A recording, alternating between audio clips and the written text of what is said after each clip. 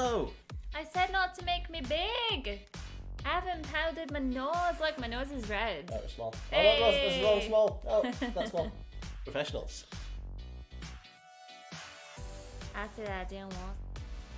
Hello. How's it going? Nice.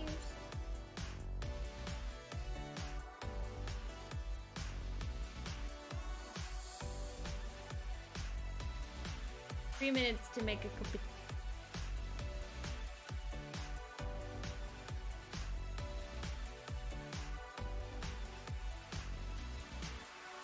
I smell. Hello, Shadow. That's rude. Hey, Mastermind. I don't smell. She does smell. She goes all the time. All the time. No. Finn smells because he had a minor operation today, so he smells because of being in the kennel. Right, I have 2 minutes to make a cup of tea, so I will be back. Don't make the cup of tea.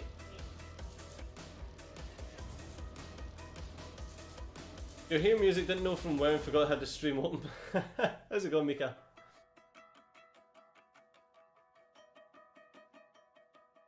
Sorting out some of the subscriptions.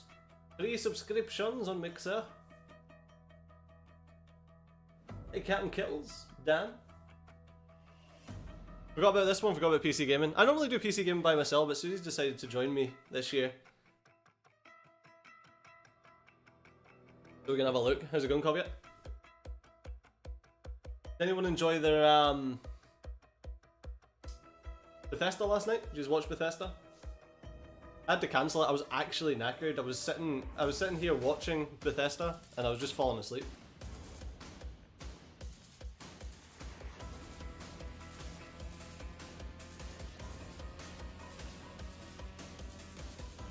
The Half-Life 3 definitely confirmed.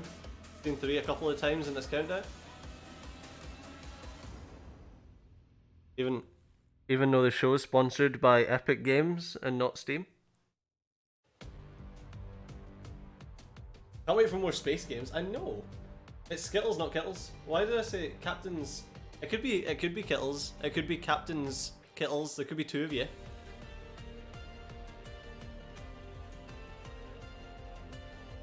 Definitely 3 on the screen there, I seen that.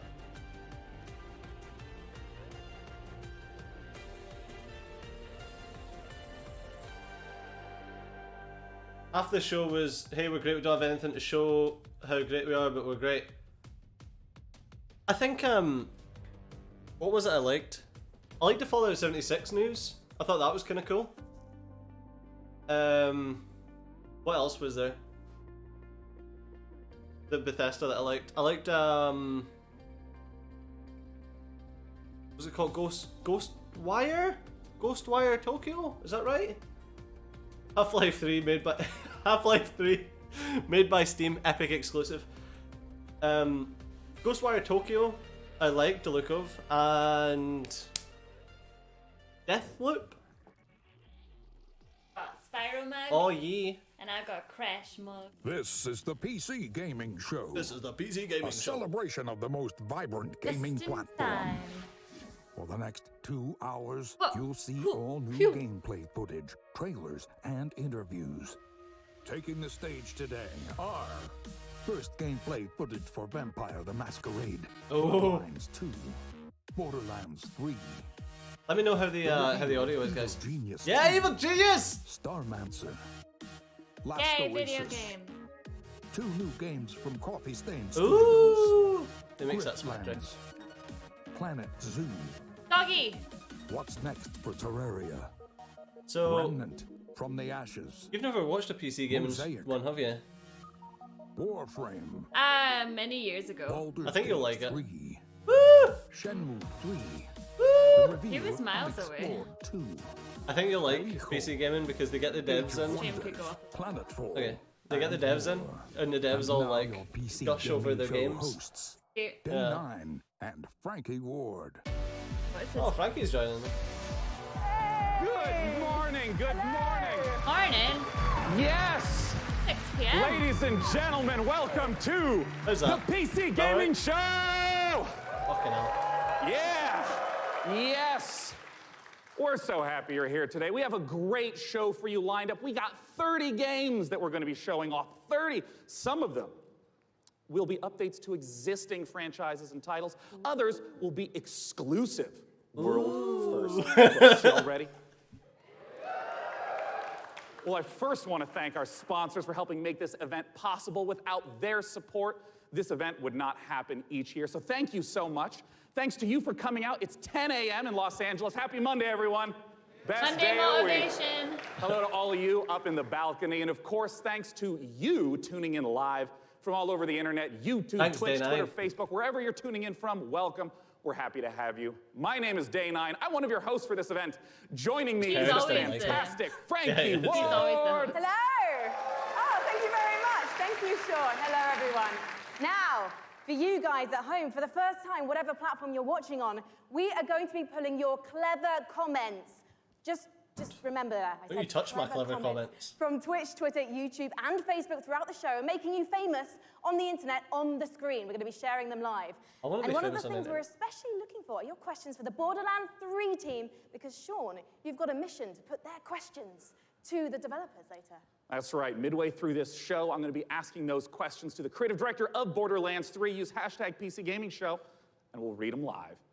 Until then, let's start the PC Gaming Show with our very first title from UK developer Rebellion. Several years ago, they announced that they were working on the follow-up to Evil Genius, a real-time evil layer simulator. And now, Rebellion is ready to reveal its nefarious vision for the project. So, PC Gaming Show, who's ready to stroke a cat menacingly? Here is the world exclusive reveal for Evil Genius 2 World Domination. Like one of my all-time favorite games. I love her as a host. She's good. got that energy.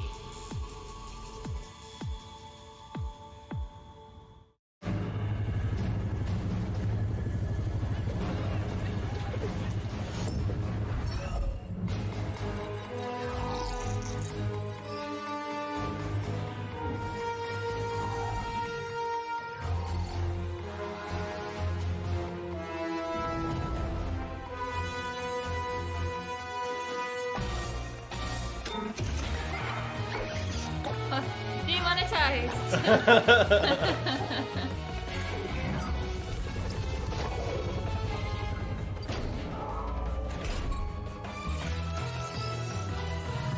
Johnny English. It's a game where you basically play as Dr. Evil, and you build your own underground lair, Oh. and you send like you put a load of traps in for Dr. Like, Evil is in like Austin Powers. yeah. Huh, okay. That's what your evil genius pretty much is.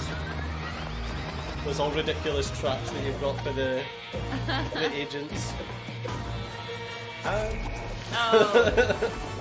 That's unfortunate. No, that's fortunate because you're the bad guy. But so wait, is Dr. What's his face not even in it? I didn't see it. No, you play as that's the type of Vampire, the character. Masquerade, Bloodlines, Oh, You don't Who's actually the play as Oh. Dr. David Evil. Arthur Right, together. okay. And with me to talk Plays about generic it, I have James Brian Bond villain. Mitsoda and Cara Ellison from Hardsuit Labs. Now, Brian, you were a writer on the very first game, so what does it mean for you to finally get to work on the sequel? It means that a lot of people have very high expectations, and we have to meet those. Well, let's take a look at whether you are going to meet them, because we are going to take a look at the world's first gameplay footage. Oh my god, take note, Microsoft! I know. Trailer gameplay! Food! $1 million! No, this is Vampire the Masquerade. Guess You're I have already to a be the game one to behind. Oh, Jesus. You're dead. I'm not.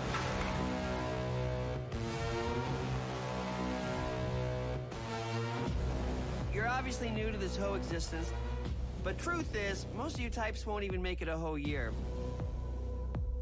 We have one rule. You don't break the masquerade.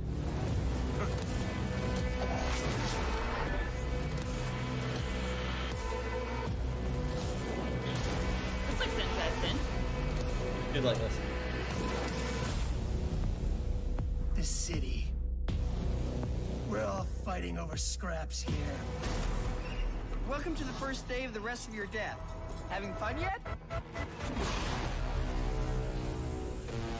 Oh, so when they said vampire, I thought it was that other vampire game, Oh, Vampire, the third person one. Yeah, that looks pretty good. yeah, Vampire the Masquerade's huge. Guys, what does it mean to be a vampire in this world? So in Empire, You're a vampire? what it is, it's kind of a darker version of our world, and the vampires kind of need Don't to like keep garlic. their presence secret from humanity. So Bosses make you the upset. vampires are kind of staying hidden in the shadows while also needing to feed on human beings and kind of manipulating us in order to get blood. We're talking about feeding on human beings. I'm getting flashbacks to last year's show. Cara, it's not just a case, though, of sucking blood and filling up your health meter, is it? Actually, Queso. different types of blood do different things. That's right. So we have the resonance system, which means that essentially vampires can kind of see the emotional resonance of human beings, like fear or desire, and then they can feed on those people to like feel the same things as human beings do, to feel more kind of alive.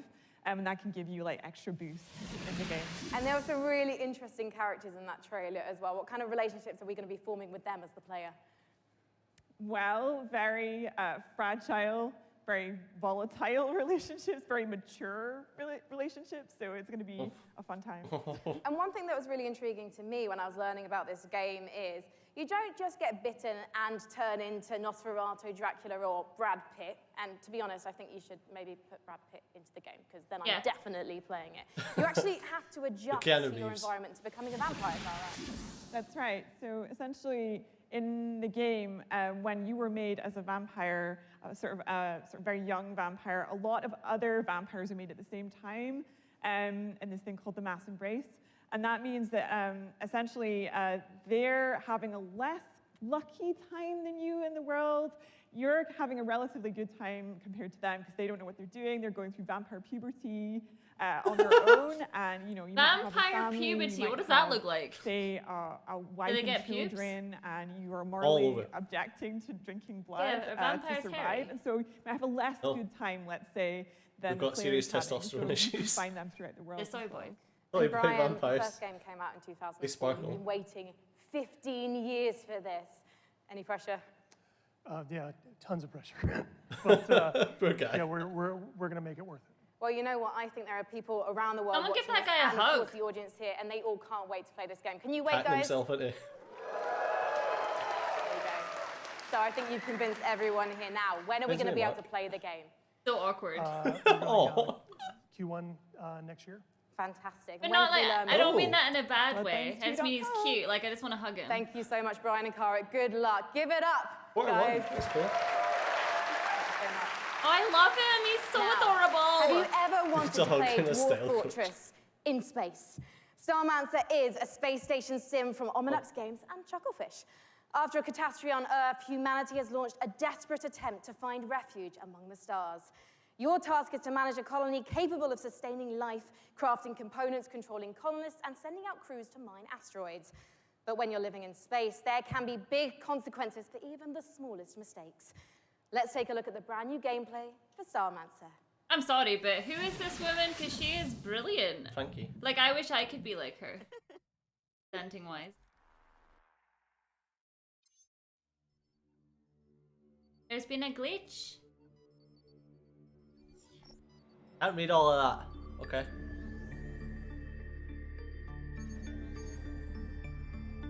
I'm waiting for it. Yeah, she can say it. What? This looks like a game you'd like. I already thought it. I didn't feel the need to say it. This is right up your street, babe. Like, it's all, look at all these things that I would never understand. Look at all the buttons and colours. I feel like that's when you know it's a game for you, is when it instantly blows my mind. Oh, I have to preserve life. It's definitely not for me then. You do okay with Finny. Need to make friends. No, you definitely not game for you. I try and make friends. Remember And that enemies, time? actually, maybe. Remember that time I tried to make a friend with that girl and she never accepted my friend request? It's really sad. That was really sad. Bitch. Right now everyone's gonna think I'm pathetic.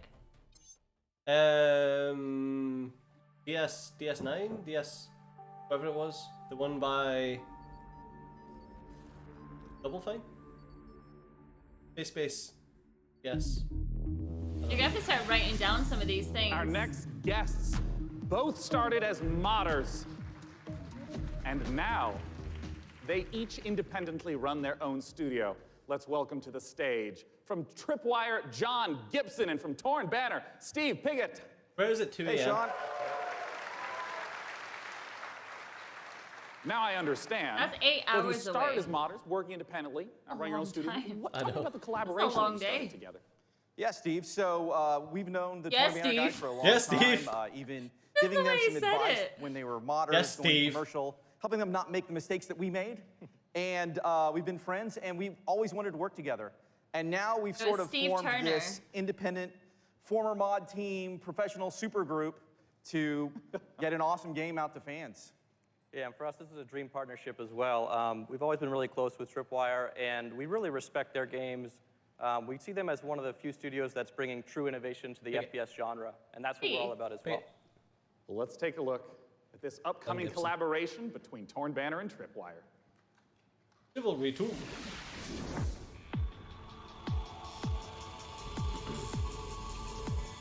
World exclusive. Apart from the guy leaked out, You go first. It's your chicken.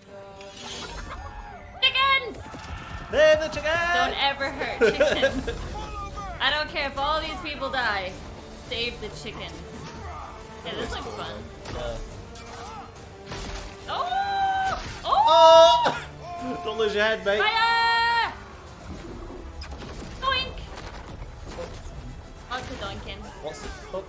Oh. It's like For Oh. Honor, but first person. It was good.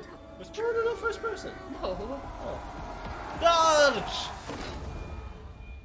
I'd never play it, but it looks fun. Like, I'd probably watch someone play it.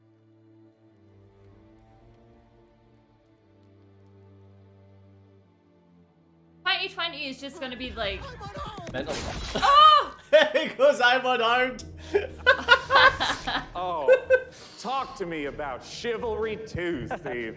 Well, Chivalry 2 is Yeah, about next year's gonna bringing be players into their hectic. favorite medieval Yeah. movie battle It scenes. looks like the game And called Chivalry. Our I flagship wonder game why. mode Team Objective does that by having players complete medieval objectives like sieging castles, really hard. raiding villages, and Yeah, you're not just going and standing in an area and then a bar fills up. You're, like you said, burning houses, killing peasants, you know. Peasants. I was gonna say killing ponies. I was Playing like, as peasants. More getting killed. party! It's really about letting the player experience every iconic moment of the era.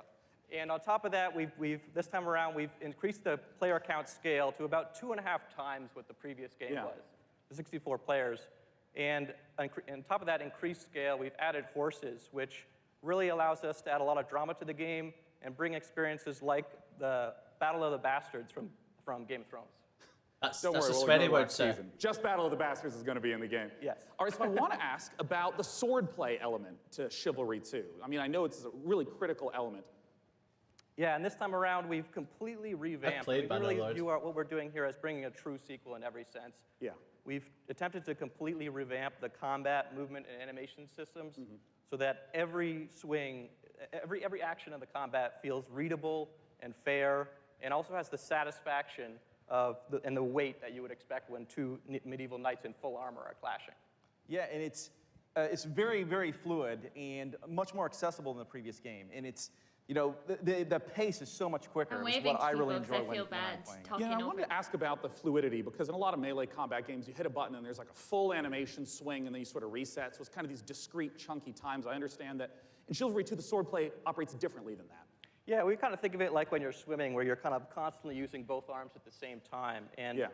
a core part of our focus this time around has been making it so that players can fight multiple opponents at the same time. I keep Like wanting to 1-on-3, say 1-on-4 something like really funny Exactly, over it, 'cause but I that's realize I'm not fundamentally funny. part of the becoming the ultimate That was warrior funny. fantasy Right. and achieving glory on the Yay! battlefield. Well, I mean, I do have to ask, I'm talking about swordplay and mastery, but the original Chivalry is, I mean, it's kind of like silly fun. Like, how do you balance the mastery with the fun element?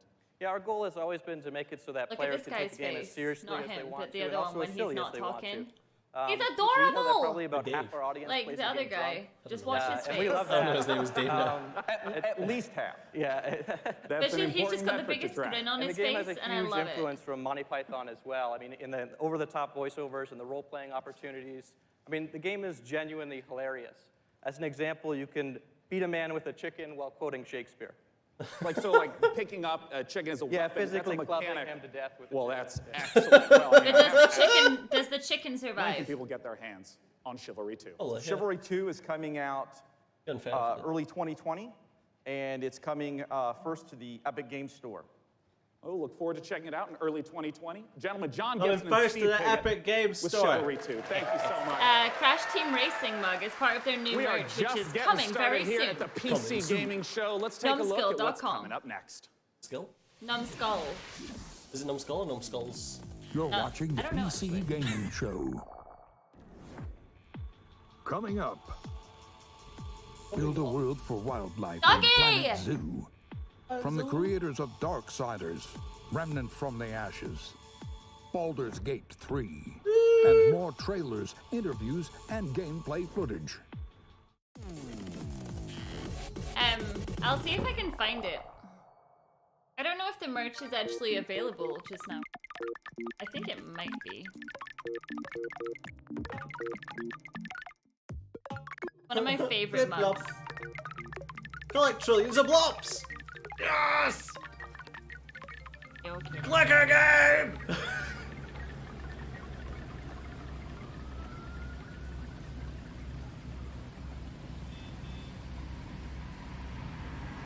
Oh, this looks fun.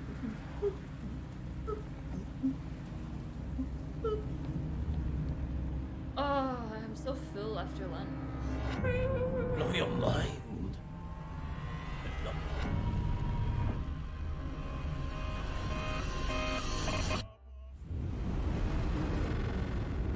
Like. I don't know what it is, but it looks interesting. I want to play Blip Blop! That's not the same. My phone. That was a brand new trailer for Mosaic, a dark and atmospheric adventure game coming later this year from developer Killbyte and publisher Raw Fury. I'm assuming it's a So how are you game guys based enjoying around it people so who far? are There's obsessed been with some swords, some the space liquor stations, game. vampire puberty. We're listening to your reactions to the PC Gaming Show throughout the entire broadcast, no matter what platform you're watching and ranting on, so keep them coming. Our next game is a ghost-themed multiplayer hide-and-seek game inspired by a popular mod. Charge up your proton packs and get ready for Midnight Ghost Hunt. What was the mod? I don't know what's going on. Like a prop hunt type game. Oh, it's Coffee Stain. The night falls. There's only you and me. Prop hunt. Prop hunt the game. When the night falls, That's like 5 years too late. you can count on me. Yeah, but But knowing I bet this will see a everything, resurgence. yeah, everything's a cycle. Especially with it being Coffee Stain that's doing it. It'll make I you used to feel watch so brand much Prop Hunt before Prop Hunt was like cool. So just tell me, where are you? Got a big surprise.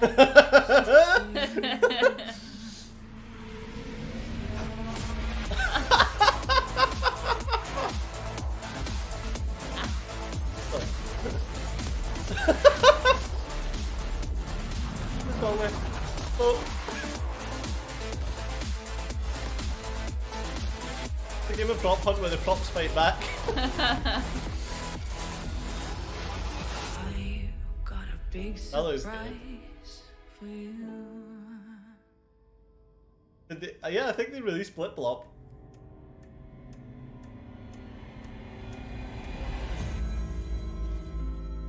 Yeah, there's gonna be a lot of YouTube channels made off of that game. It looks like so much fun.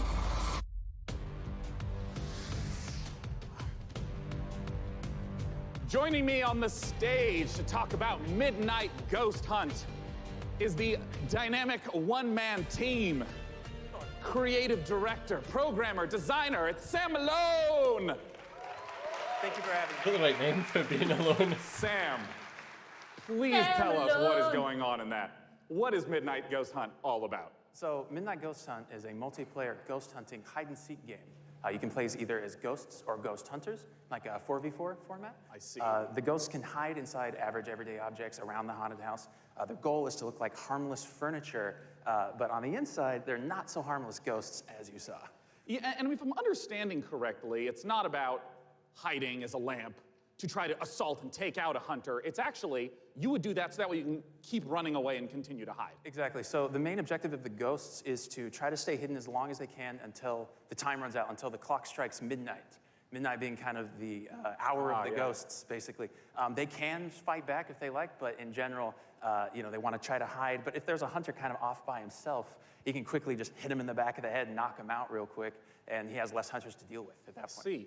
Well, what's the identity of the hunters? I mean, we've been seeing furniture flying all over the place. What are the hunters doing?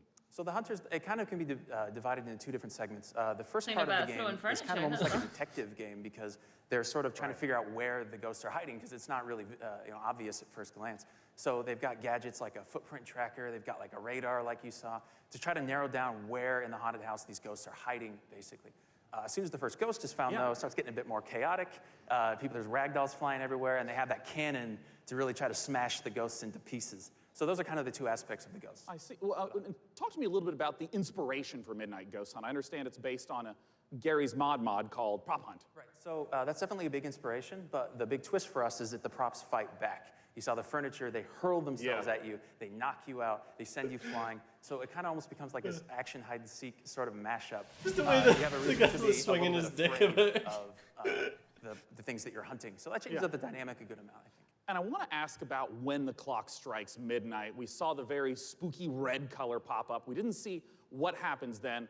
What's going on then? So midnight, if even one ghost survives 4 minutes into the match, then you hear this ominous grandfather clock chime across the map. All the lights will actually flicker out. It'll get really dark and scary, and all the ghosts that were destroyed actually return as vengeful spirits. They're a lot more powerful than before, and they glow a very brilliant red. So at this point, the tables have turned. The hunters are now the hunted, and they just need to try to work together to stay alive long enough for their evac to come, which is another 4 minutes or so. Usually the ghosts win when it gets to midnight. Are you talking about like 90% of the time? Like 90, yeah, usually because the ghosts are so overpowered at midnight. Right. The hunters are doing whatever they can to try to prevent midnight from even occurring by destroying all of the ghosts and clearing the house, basically. Well, awesome. When can people get the chance to try out Midnight Ghost Hunt? So we'll be running an alpha event later in the summer. You can sign up at midnightghosthunt.com. I'd also like to give a shout out to our Discord, discord.gg/midnightghosthunt. Later in the summer, we'll be giving out keys on our Discord as well as on our main website. Well, wonderful. Ladies and gentlemen, Sam Malone from Vaulted Sky Games. For our next title, well done, Sam. Frankie up in the balcony, and if I understand correctly, Frankie, this is a sequel. You do understand correctly, Sean, yes.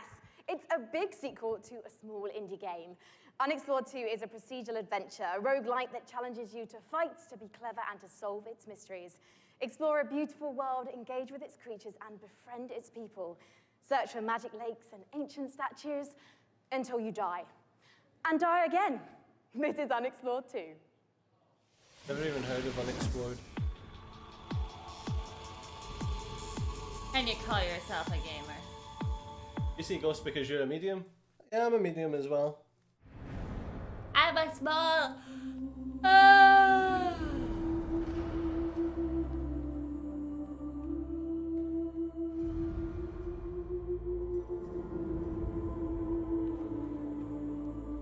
The kind of game that would give me a massive headache. Now he's out the cave. Well, that changes everything, you see. It does. Now You always find that indie developers communicate with their fans. So much better. It's the AAA ones that think they're above their fans, you know? Yeah. They get like angry at their fans if they push back or anything like that. It's why you find that an indie game will come out and they just keep getting better. Whereas a AAA game comes out and if it's a flop, it's dead. And that's it. It's a shame because more people on YouTube especially, or just like streamers and whatever, they don't care much for indie stuff because they just think, well, that's never gonna get me anything, you know, and it's a shame. Yeah. World exclusive. Damn, those Martians are missing out. It's Dobby. Oh, well. Okay, I've changed my mind on this. I didn't like the starting bit, but this looks cool. Wayfarer. Open access on Fig. What's Fig?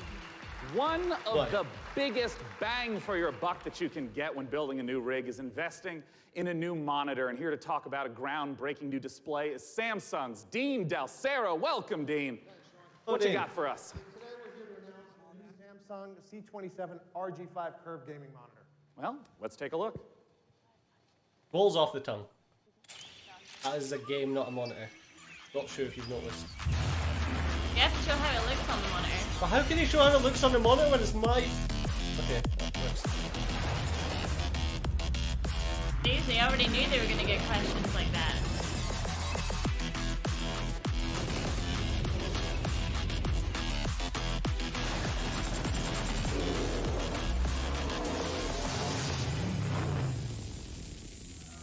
I'm gonna flash nothing. Yeah, I want to give indie games more of a chance this year. Yeah. You miss out by limiting yourself, you know? You know the main thing about Samsung monitors? They look nice. I was like, look at the difference. I was gonna say, says the guy who's got Seen the Samsung. video. Look at the difference between the I Samsung gotta and start the asking. BenQ. Talk to me about some of those juicy features and specs. So it's a 240 hertz curved gaming panel. We believe it's a world first. So you have lag-free and tear-free performance. And we think that the curve, it's a 1500 art radius, is going to be a very immersive experience you wouldn't get from a traditional flat panel. And I wanted to ask a little bit about some of the color specs. Sure, it's a 3000:1 contrast ratio. So you get those deeper blacks, brighter whites, and hopefully you'll see your enemies first before they see you in the dark scenes. Yeah, and I understand it also has G-Sync. I saw that flash up on the screen as well. First G-Sync compatible monitor. So Was it that monitor you took through when we Oh, were that playing monitor's State of Decay? that monitor's insane for dark scenes. Yeah, because I was playing State of Decay on the projector and you were playing it on a BenQ, and I couldn't see, and you could see amazing. It was like perfect, yeah. I was like, what the hell? But it didn't look like it was blown out or anything. Well, of course, No, you'll have to it looked ask, good. not just when is it available, but what type of cost are we talking? Sure, so it'll be available in mid-July for under $400 for a 27-inch panel. So it expands our gaming lineup to 8 models. Yeah. Because when you said 400, I mean, that's the 27-inch is the $400 number. Wow. Yeah, so our gaming lineup will be expanded to 8 models, ranging from 24 all the way up to a 49-inch dual QHD. Check out samsung.com/gaming240 or see us in the back of the room for more info. Yeah, that's right. For any of you in the audience, it's there. You can go there for it. It is not 4K. It's not 4K. Not for that price point. I was gonna say, Well, I really, wanna let you 4K know that for we that have price? all sorts of great No way. presentations and games coming up. Let's look at what's coming up in the PC Gaming Show. Stay tuned for more announcements, trailers, and never bad, before actually, 'cause seen that was kind of a footage, stupid question. including Yeah, and she got shot down. answers burning questions It's about like, Borderlands no. 3. For The that next price, game from no. Clay Entertainment. Get ready to rip the galaxy a new wormhole in Valfaris and more. Sometimes don't think people actually realize just how much it costs for the best of the best, and I that's know. why you get things like Stadia, which allows you to have the And best now of the the PC best Gaming Show without presents the hardware. What's Next That's from insane that they're doing that Funcom. for free, though. Like, I still can't believe that. That's crazy.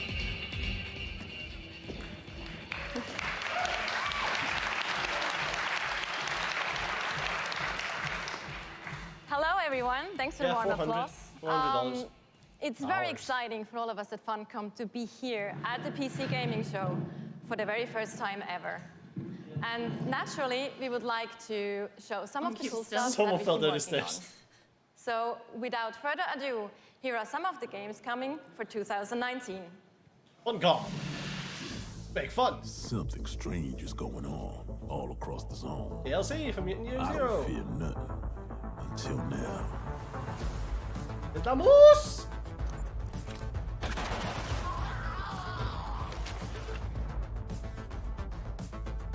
I really couldn't get into Mutant Year Zero. I don't know why. A lot's happened since you've been traveling, Khan. We could use your skills. Hello? Stalkers got each other's backs, right? Oh, it's a moose man. What happens to you? Oh, am I drunk? No. Did you not see the duck man and the boar man? Oh, see, this game was BS because it's like the cutscenes were like, oh man, I gotta play that game, and then it totally gets rid of that. Conan, yeah. I was like, excuse me. It's like it looks like VR Billions. Kinda cool, actually. Wait, is that it? Is it any good? Moons of Madness. Coming to a console. Easy. Oh no! YouTube.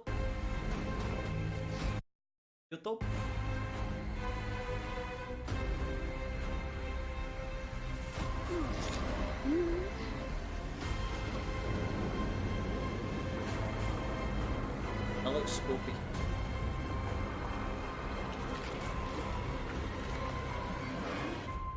Who would have thought? My son, off to fly among the stars. Testing? Please welcome to the YouTube, stage, please. May I have some founder and pixels? director of Mighty Kingdom, Philip Mays. Hogging all the stream capacity if needed, so. So yeah, at Funcom we've been doing our own games for over 26 years now. But recently we had the great pleasure to be working with some other very talented developers and help them publish their games. And on that note, I'd like to introduce Phil Mays. He is founder of Mighty Kingdom, a studio out of Australia, who has been working with us on something a little different. Thank you, Natasha. So on April 1st this year, we put out a little trailer for something called Conan Chop Chop. And considering the date, it was perhaps no surprise that people decided that that was an April Fool's joke. So yeah, we have a little surprise for you. Check this out. It's not! It's just a really daft game that we probably shouldn't be spending. No, I'm kidding. Like Umbrella Corps. And say that.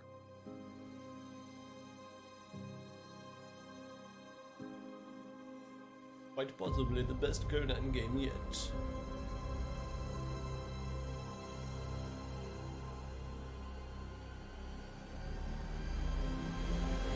Definitely not real.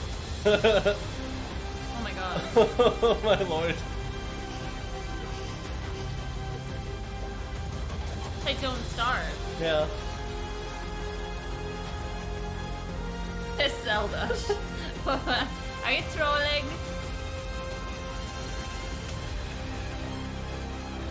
I love all the like sideways compliments. I kind of want that.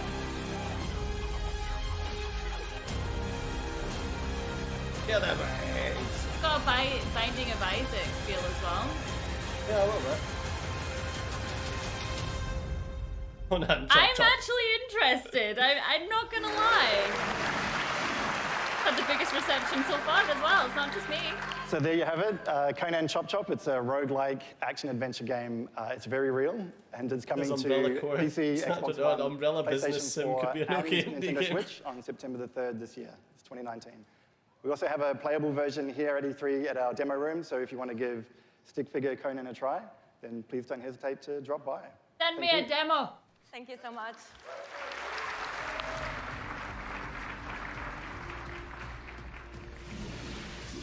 What I've always Last noticed. Oasis is a nomadic survival The game women set in the a games industry always have post-apocalyptic impeccable future where the Earth fashion stops sense. rotating. The last Whereas the few guys movies always look outrun like the they've just blazing rolled sun in their in wardrobe massive and come open out. environments. Good times. They're always 5 Cheer up, minutes late. Sunshine. This is one of the most original-looking multiplayers we've seen, with interesting ideas underneath. Fortnite. A player-driven economy and some incredible death machines. Incredibly Coming to incredible. early access on Steam on July 15th. Let's take a trip to the last Oasis. I don't know what this is, but he says lots of words that I like. My tribe built wooden legs to lift us over the burning sands. We must move forward, or die beneath the sun. Well, that's one of them thingy things. Thingy things, yeah, exactly. Look at this! Look! Have you not seen them? Jazz hands. The little walker things. Pirates. Birdies. Boom! Birdie jazz hand pirates, of course. Yeah, those things, the walkery things. I don't know what's happening. Oh, they're really cool. I'm just here for my jokes. The chunks. That's the joke. Oh, they were cutting the grass there. Yours?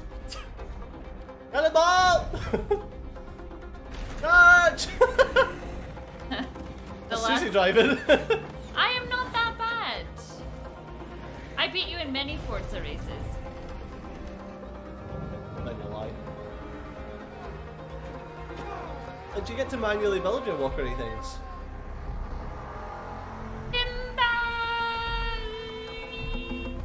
The wrong beast. That's it. Last Oasis, like the last bottle ever. Like the That was a shitty joke, Shadow. That was worse than mine. This? Last bottle of Oasis. That was really shitty. That was impressively bad. I really enjoyed Age of Wonders. Come on. When is it gonna make another, Another... I probably roleplay. what was the name of that really derpy game where you used the cute animals to explode each other? Something petting zoo? What was that? Where you had to, like, exploding petting zoo? Is that right? Shut up, man. No, it's real. Exploding petting zoo. Hold That on. gets you put on a government register type Super of matter. exploding zoo. When are we gonna get another super exploding zoo? Oh, I remember you showed me that game. It's so good. Hey, go back on. The name of the game is Age of Wonders Planetfall, a 4X strategy game. And joining me on the stage to talk about it is the game director, Leonard Sass, and principal not gameplay worms. developer, Tom Bird. Welcome, guys. Good to be here.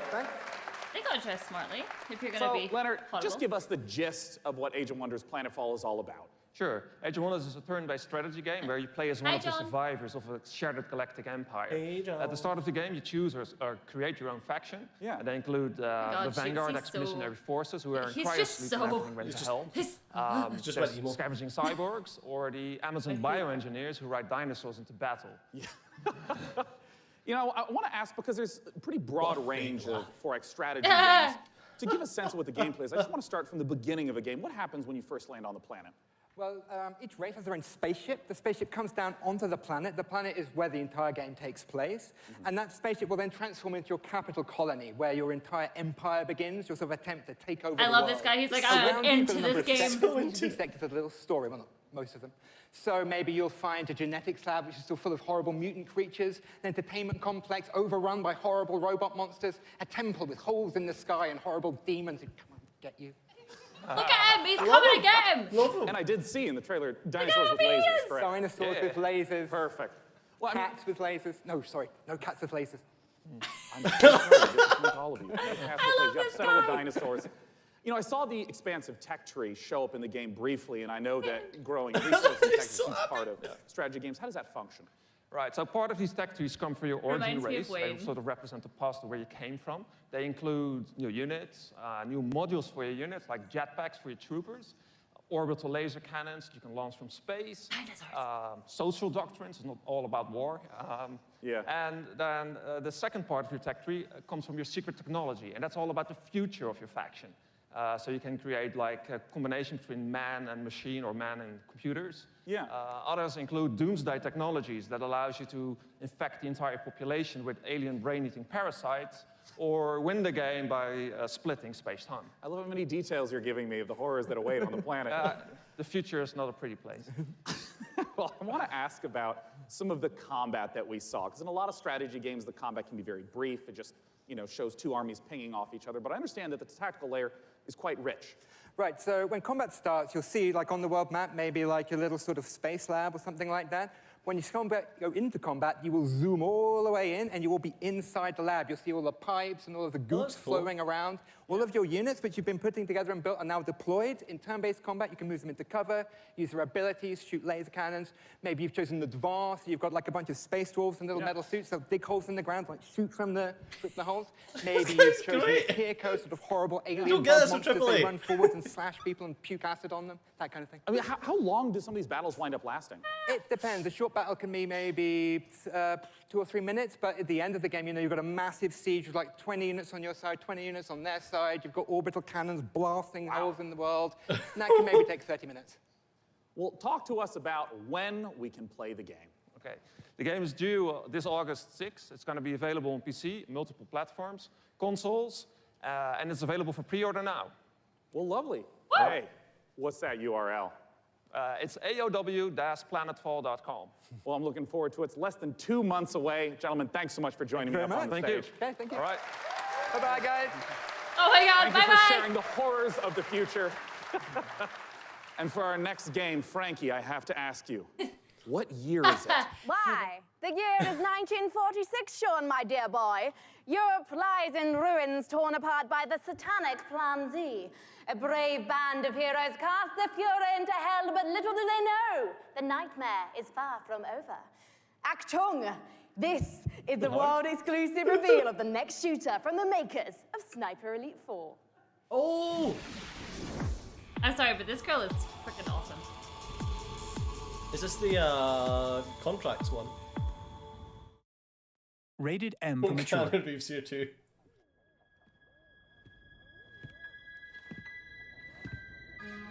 Not actual game footage.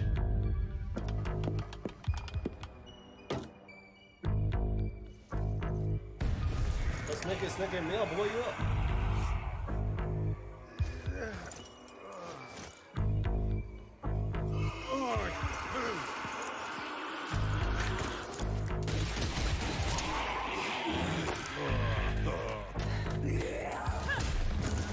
God damn Nazi zombies!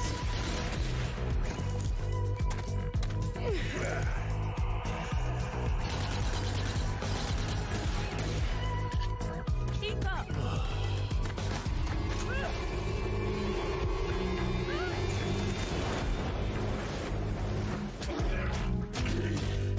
The flamethrower Nazi zombie. I wasn't sure what side he was on. Uh-oh. We all know what happens there. Is this like some weird Left 4 Dead style? That was... Oh, sniper again. Oh! Yeah. Very sniperly.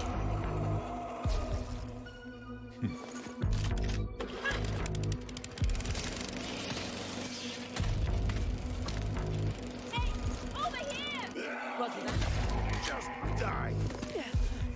Come on, let's go! I recognize that voice acting. Yeah, Sheva.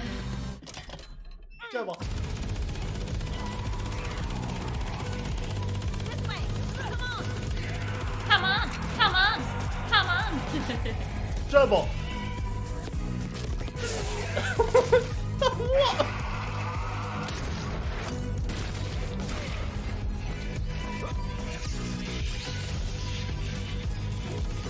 Hey, Walking Dead, take some notes.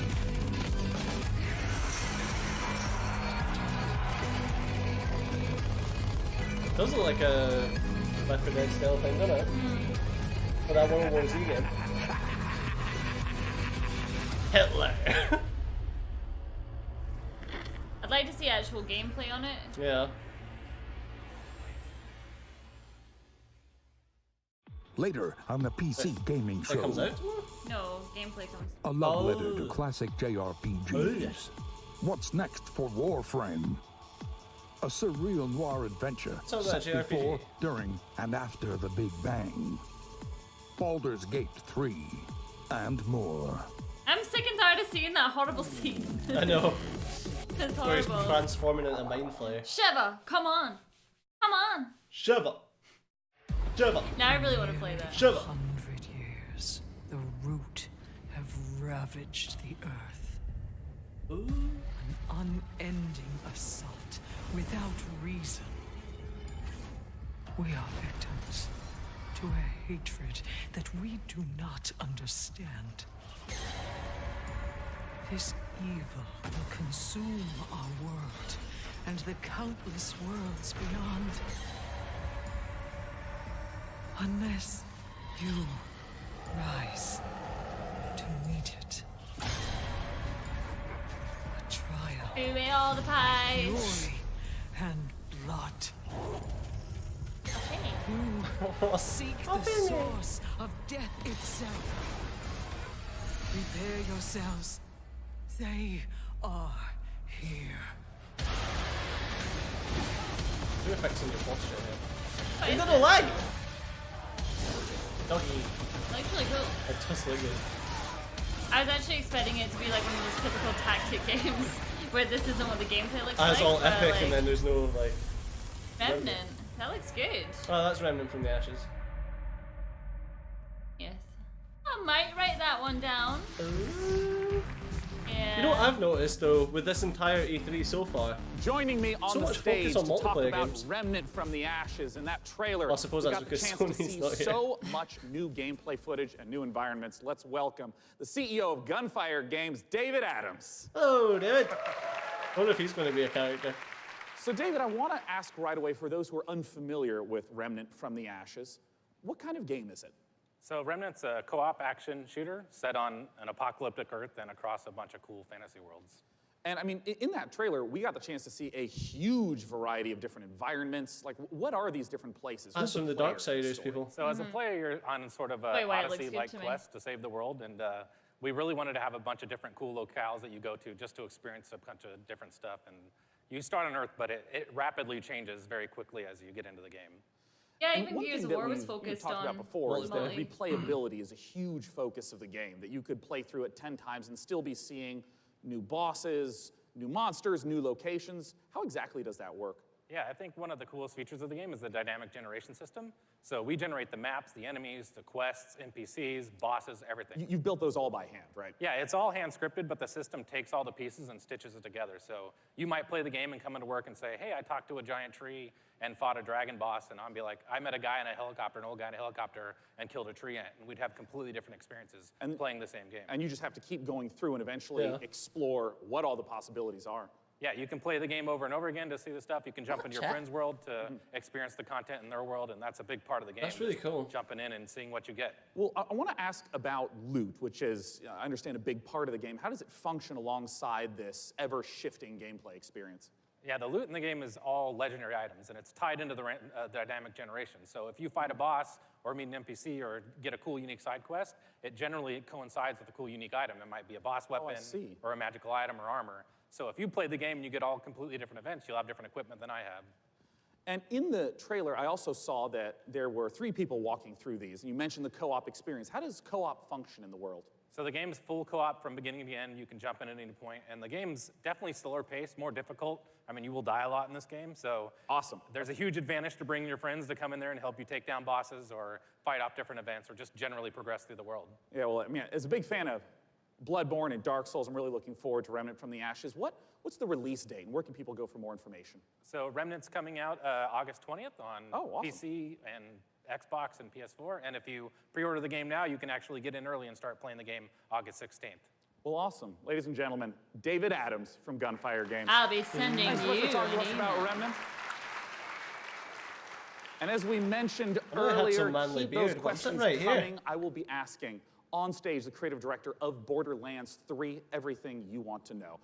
Doesn't matter what platform you're on, just use hashtag What questions will people PCGamingShow. have for Borderlands Until that time, 3? Will let's it talk about our have next title. Guns. This Loot? one was Is there gonna be announced guns? 2 years ago at the PC Gonna Gaming be Show shooting? here. It's a game from Clay Entertainment called What happens at Driftwoods. the end? It's changed quite a bit in the last 2 years. It's now a deck-building roguelike where you don't just fight, but you also negotiate your way through a broken-down sci-fi world.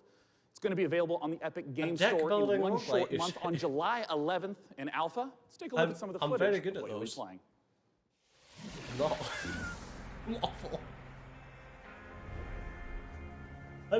How many guns does Borderlands have?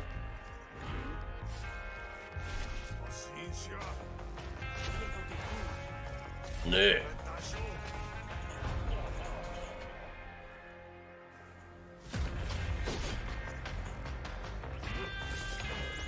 They look like the Stormhawks.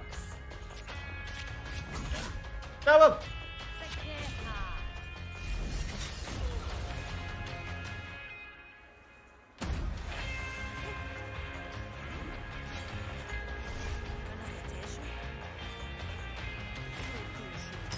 It is. It's very Stormhawks vibe. It was good.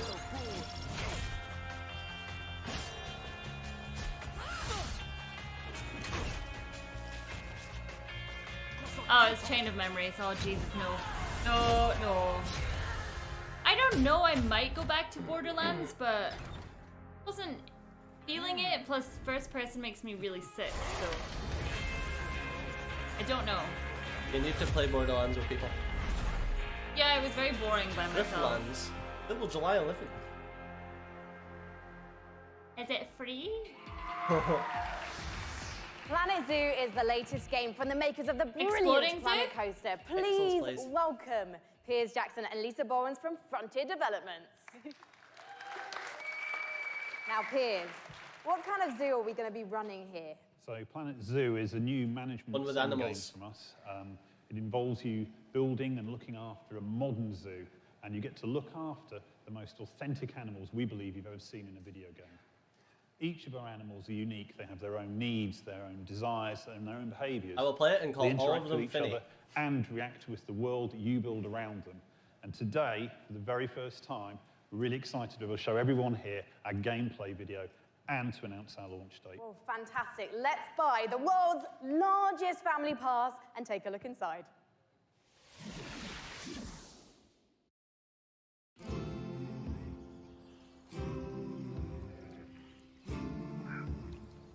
Oh. Oh, Finny! Oh, Elephant Finny! Giraffe Finny! Okay, Alligator Finny! I want to run a zoo! It's gonna be like that dinosaur one. Jurassic Park?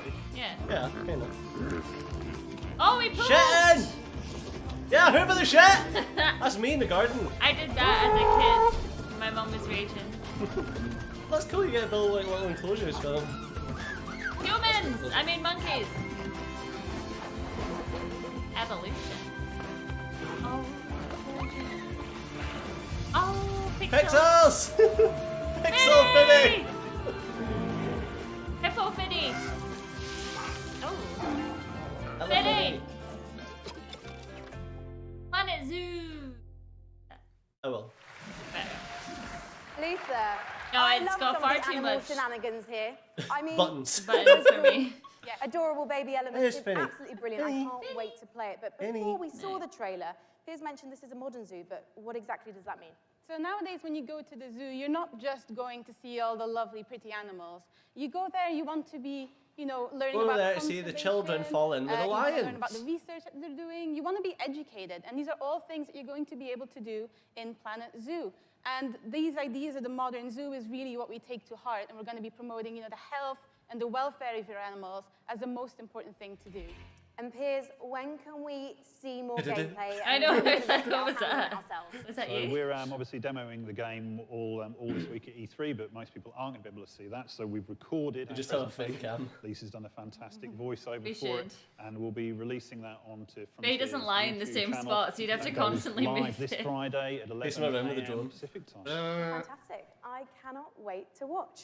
Thank you so much for joining us, Piers and Lisa, everyone. I need a t-shirt that says because it's funny. Because how many times do I did like, We have someone will every be like, funny. why did you All do the that, way Susan? I'm from like, Japan. because it's funny.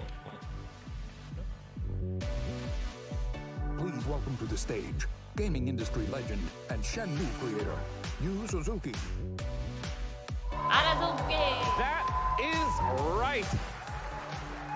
Ladies and gentlemen, joining me on the stage is a legend of Japanese game development. It's Mr. Yu Suzuki. He's like your granddad. I love it. In addition to being the brains behind the following games, Hang On, Space Harrier, Outrun, Afterburner, Virtual Racing, and Virtual Fighter, Yusan also created the Shenmue series. And he's here to talk about Shenmue 3 right now. Take it away, Yusan. Arigato gozaimasu. この場に立てて光栄です。I am so honored to be here standing on the stage today. それと Standing on your face 支えてくれ today. たファンの皆さんありがとう。I just want to あ say りがとう。 thank you to all the fans supporting me for the long 20 years. Thank you very much. Wait. I love Japanese people so much. I can't even. The wait is nearly over. That's right. Let's take a world exclusive look at Shenmue 3. I know. I love him. I love people. Asian people. Honestly, I don't think your kung fu is strong enough. How dare you? Grandmaster, I... Got that Nelly thing on the go.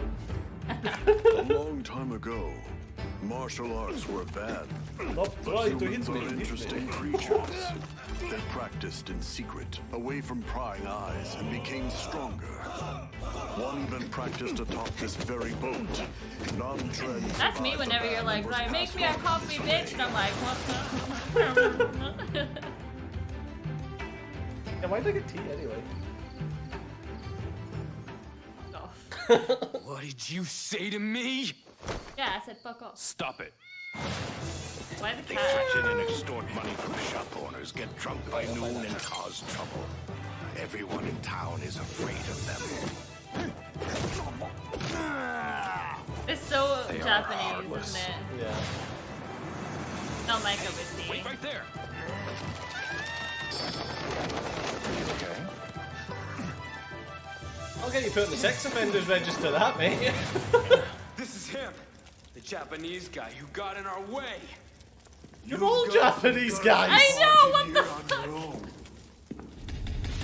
That's like in Glasgow, it's that Glaswegian guy that got away. But he's also from Glasgow. I know so many people have been waiting for Shenmue 3. I would like to once again thank you so much. Thank you, Yusan, for joining us today. Thank you.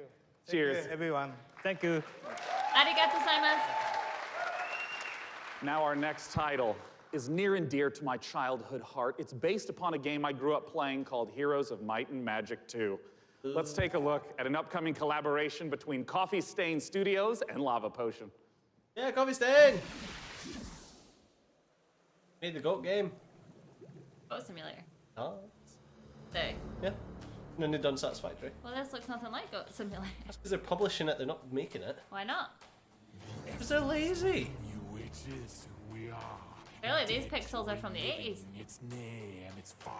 Inhuman and armor and beasts of the land. It flows through the It's spitting mad fire. sand.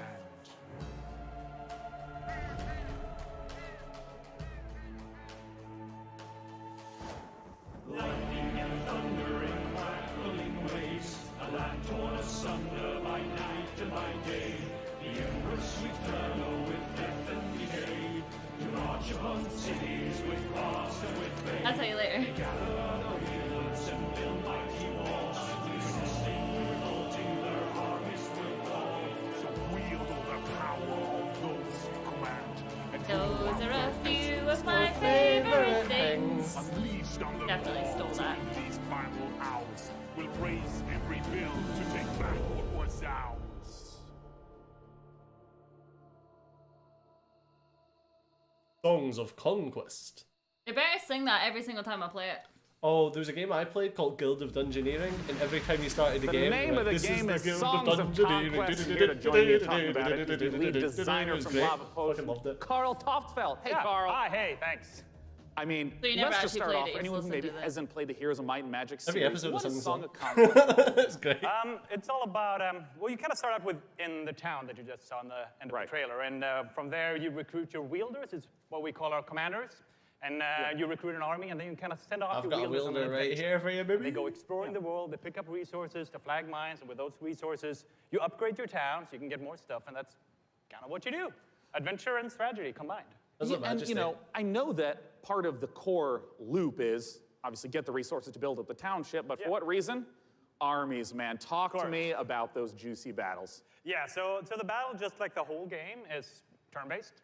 So you go into combat, you bring all your troops in, and you start by deploying them, and then all the troops have different stats, like offense and defense and health and so on. And they go in initiative order, and then you slug it out, and it's a bit like chess, but instead of like pawns and bishops, you have like horned wands and face spirits. Great, and griffins and so on. Yeah, and all those things. And, well, you know, as someone who just loves the Heroes of Might and Magic series, I know that you have translated a lot of the gameplay elements into Songs of Conquest, but what are some of the modern elements that you're bringing in? Well, there's a lot of it, but I mean, one of them is our magic system. We call it the essence. So basically, in the Songs of Conquest universe, everything has an essence within there. It's sort of like the soul. So your troops, they have an essence. And to do magic, you need to bring the troops with the right essence, with your wielders' skills. I see. So if you want to like make your troops go faster, you need to bring a troop that has that essence. Cavalry. And maybe to ask a basic question, what if my opponent kills that cavalry? Then you can't do the magic. So.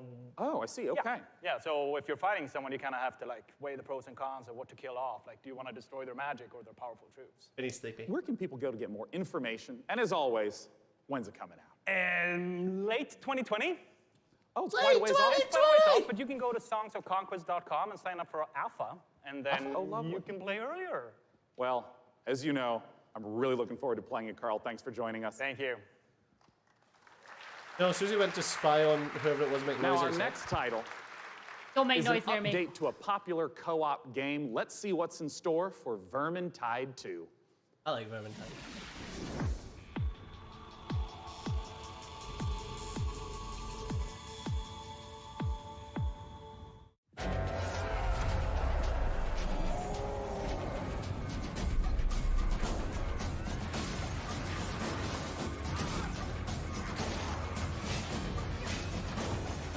Donk.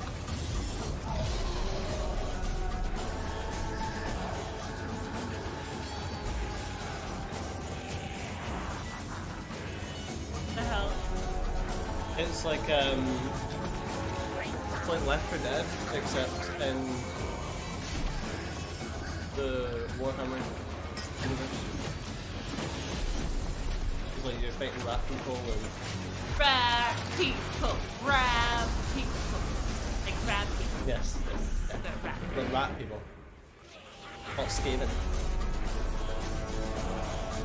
Yeah, it's just like Left 4 Dead, except with things.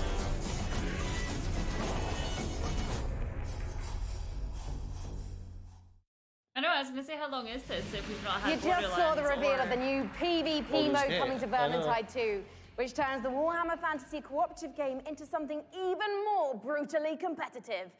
It looks deliciously vile, and surely dismembering Skraven is so much more satisfying when you know you're going ham on a fellow player, making him or her cry little baby rat tears behind their computer screen. You can sign up now for the Vermintide 2 Versus beta at vermintide2.com/versus. In Per Aspera, you're an artificial consciousness orbiting Mars, whose ultimate purpose is to terraform the planet, starting from a single drone in your landing site and turning the planet into a flourishing second home for humanity. Courtesy of developer Talon Industries and publisher Raw Fury, here's a first ever look at Per Aspera. For what? What? As we all know, Per Aspera. reaching the Red Per Planet was Aspera. not humanity's greatest achievement. Transferring the complexity of the human mind to machines was. Yeah, it's got space and sold. So they can succeed where we failed. So they can build us a home on that distant, dusty rock. I like her outfit. I think she's rocking it. Today, Amy reaches Mars and begins their mission. Amy, are you with us? Of course, I'm with you, Houston.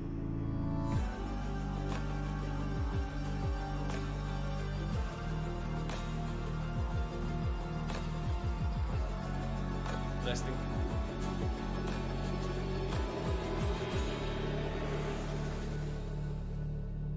Per Aspera. In the Assassin's Creed universe, our next guest sent players back in time to rewrite history. But for his debut project with indie studio Panache Digital Games, he's going to take us back 10 million years to where humanity began. Here to tell us all Yeah, about fair enough. Ancestors is creative director and co-founder Patrice Desilets. Welcome, Patrice. Thank you for having me. I'm really happy to be here. I've been waiting 10 years Yes. to come back on a big stage at E3 showing off a game. Well, it's fantastic to have you back. I just want to ask, what inspired you to Remember the tell the crazy story of French guy from the Video Game Well, Awards? when I started Panache, I needed a game, an open world game in which you can do a lot of things. You need a character in a 3D environment at first. And I said, oh, I'm the historical guy, I'm the historical dude, so I need an historical period. So I said, oh, let's go back at the very beginning. It'll be easier to do, because I won't have to build a city, I won't have to build technology, and I was a bit naive, because we built Africa 10 million years ago. And that's not easy to build. It doesn't sound easy. I mean, how have you turned those themes into gameplay? Well, you play our last common ancestor, right, of all the big apes, and then you have to explore your environment, and eventually This game looks you really good. expand your I've seen territory, bits and you bobs expand about your it. clan, because you're not playing that one It's the monkey game. badass character. You play a group of badass character. And eventually you evolve into different species, up until Lucy the Australopithecus, roughly 2 million years ago. I imagine our ancestors had a lot more issues to deal with than we do today. There's going to be a lot more dangers in this world, so tell me a bit more about those. Well, it's all about from a prey to a predator. Basically, at the beginning of the game, everybody's there to kill you and devour you. And basically, at the end, it's pretty much you, where you're the predator and everybody's afraid of you. And that's the idea of Ancestors, the Humankind Odyssey. So, Patrice, ultimately, what is the key to evolving your clan successfully? Curiosity, you need to explore, because, you know, I made a game about characters and you needed to follow the story I wrote for you. This time, you're basically writing the story, right? There's no story per se inside. It's not about going and see mission givers. It's not about looking at the mini-maps and the little dots. It's about you, hey, Homo sapiens. Can you survive like our ancestors did? And that's the question I'm asking the players. It'll be, for you to answer that question, August 27th. Well, I was going on PC first. I was going to ask you when we can see it, and you answered my question first. Thank you so much, getting Patrice. good at this. As Patrice said, Ancestors will be released August 27th, and you can learn more at AncestorsGame.com. Thank you. It's fucking brilliant.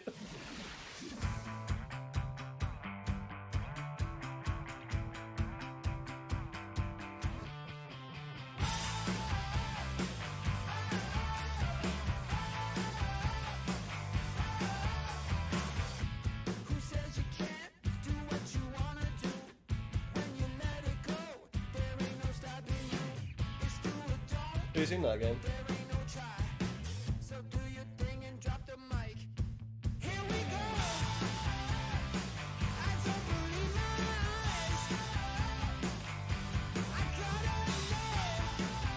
What Mr. Britain? You know what I love about indies? You get different games. He has Goose Game. I've What? been following him on Twitter for ages. I need that. It's called Untitled Goose Game. That's the name of it. Dev doesn't have a name because it's an Untitled Goose Game.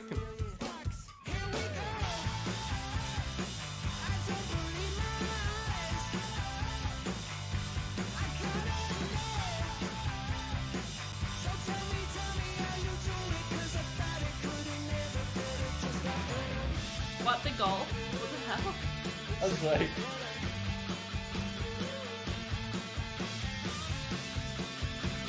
That was good though. I thought they were announcing Red Dead for PC. Uh-huh. They will be. The creative director came out and says, why wouldn't we announce Red Dead for PC? Epic Store exclusive. People would lose their shit. Maybe. Take two.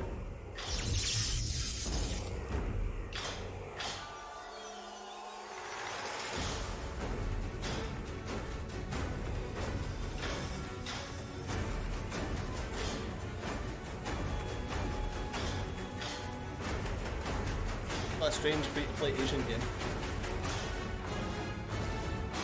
when Koto streams Asian games, you know what happens. You want to play it? Or don't just. Please welcome to the stage Loring Lee, founder and CEO of Dragon Nest. Dragon Nest. Indeed, Auto Chess has turned out to be a sensation, with hundreds of thousands, millions of players You said this was getting a taste of it. And here to talk about it's coming to PC is Loring Lee. Take it away, Loring. Yeah. Hello, everyone. I'm Loring Lee. Yeah. Hello. Hello. Yeah. I'm the CEO and the founder of Dragon's Game. Dragon's Game is a game developer and publisher, comes from China. I'm so happy to be here today on this stage to introduce our game, Auto Chess, to all of you. This is really exciting moment for us. As the trailer says, this is a real engaging game of Auto Chess. No. Dragon's now is working with the Odyssey, creator he goes, of Auto Chess, follow me. Total Studio. Okay, that's where my train of thought was going. Now that I'm being to bring racist. Auto Chess to your world, both on PC and Always get me in trouble. mobile, Always. so that No, you might everyone get you in trouble. from anywhere with any device can enjoy the same fun of Auto Chess. Now we are building the PC version with by using the game engine of Unreal Engine 4. As everyone knows, Is he Unreal going Engine between is a one of mixture the of best Chinese and game English, or is it just English? Because I can't understand. It's just English, but you with must the know help of consonants. Epic Games and by the power of Unreal, I believe we can finish our job quickly and efficiently. And today, I'm very glad to announce the PC version of Auto Chess will be coming to the Epic Games Store. I look forward. I look forward to all of you. You don't have playing subtitles Auto on your Chess stream, do you? On PC later this year. I would love to Okay, see what it thank says. you. Thank you, everyone. Thank you, Loring Lee. Yeah. Thank you. Did they not Thank you. Thanks so have the much for syllable of sharing the news Eve? with us. Once again, Auto Chess, if you have not played it, you must check it out. It is so fun. Our next title with Frankie up above, I understand is an inspired indie game. We'll find out, Sean, because one of the things we love about PC gaming is the way that game creators from all over the world can draw inspiration from one another's work.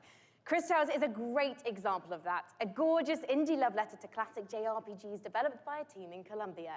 Cris Tales' spin on the genre brings a unique perspective that lets you see the past, present, and future What on did he one say? screen at the same time. So you'll see the future change based on your decisions in real time. Something about video Here's the games? world-exclusive Something about PC. reveal of Cris Tales. Epic, sure.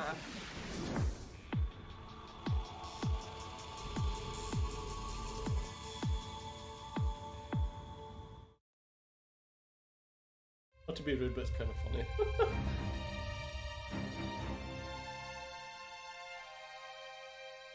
If you saw what was, what is, and what would be. If you knew how it ends. Would you change it? Could you make the hard decisions? And would you be strong enough to fight? Really pretty.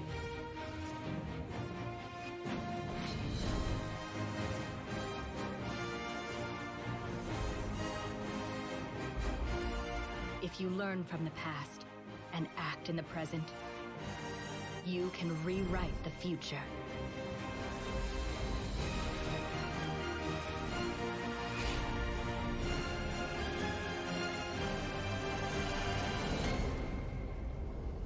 Fucking mint. There was a lot going on. Ooh. I want to play it. Holy what? In PC gaming, it's We not have the gone back size to of the your 80s. weapon, it's how you use it. And I'm holding one of the, well, quite frankly, it's a bit average, isn't it? It's just your average, you know, Glock, really. No, it's one of the ridiculous alien weapons from our next game, Valfaris, a brutal, heavy metal-infused 2D action platformer inspired by true old-school classics like Contra and Turrican. Assuming the role of fearless warrior Therion, players must blast and slash their way through the doomed citadel of Valfaris, overcoming its deadly environments and enemies before challenging the arcane evil at its very heart.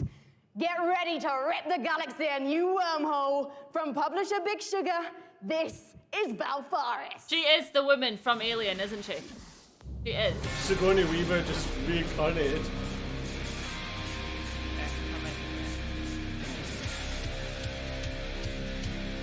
Hey, Keanu Reeves is back. 2D! Ah!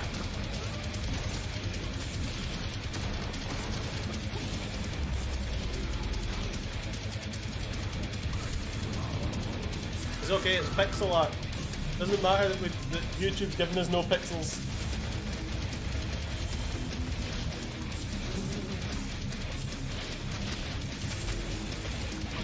I bet you this will be huge.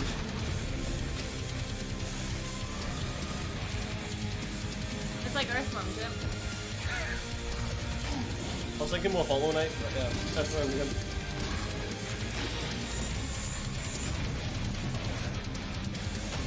How do people play these games, man?